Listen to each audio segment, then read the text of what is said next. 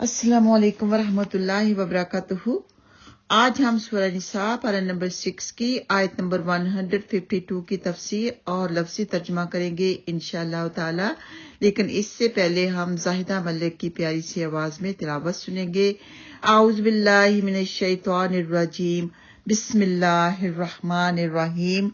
वल्लज़ीना आमनू बिल्लाहि व रुसुलिहि वलम युफर्रिकू बैन अहदिम मिनहुम उलाइक सौफ युअतीहिम उजूरहुम व कान अल्लाहु गफूरर रहीमा।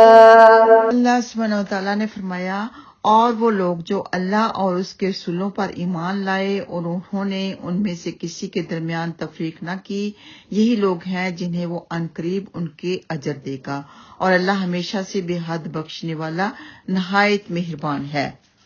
तो इससे मुराद उम्मते मोहम्मद सल्लल्लाहु अलैहि वसल्लम के लोग हैं कि वो अल्लाह ताला की नाज़िल करता हर किताब और हर उस नबी पर ईमान रखते हैं जिसे अल्लाह सुब्हानहू ताला ने मबूस फरमाया है।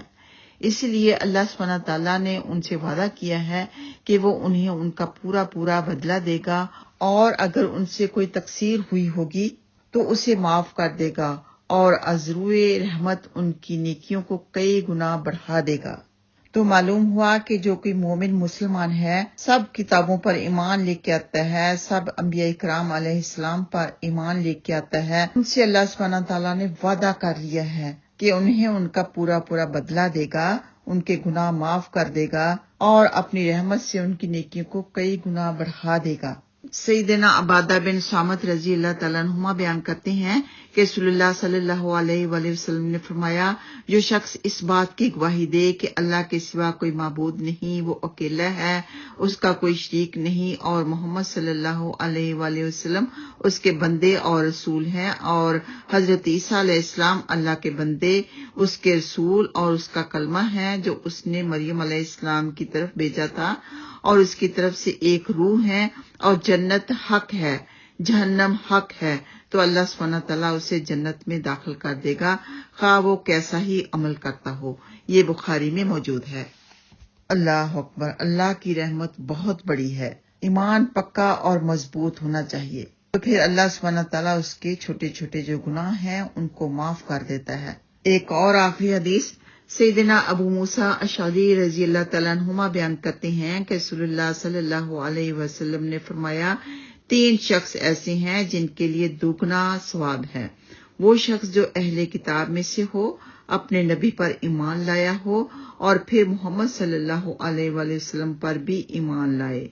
नंबर 2, वो ममलूक गुलाम जो अल्लाह के हक को और अपने मालिक के हक को अदा करता रहे।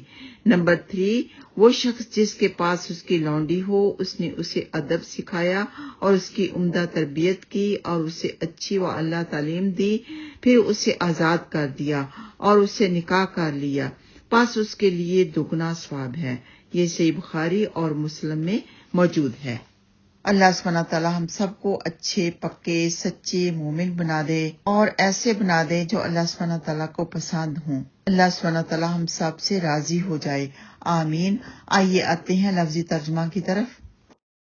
वल्लज़ीना, और वो लोग जो आमनू सब ईमान लाए, बिल्लाहि अल्लाह पर, व रसूलिही और उसके रसूलों पर, वलम और नहीं, युफर्रिकू उन सब ने फर्क किया, बैना अहदिन किसी एक के दरमियान, मिनहुम उनमें से, उलाइका वही लोग, सौफा अनकरीब, युतीहिम वो देगा उन्हें, उजूरहुम उनके अजर, वकान अल्लाह और है अल्लाह ताला, गफूर रहीमा बहुत बख्शने वाला बहुत मेहरबान।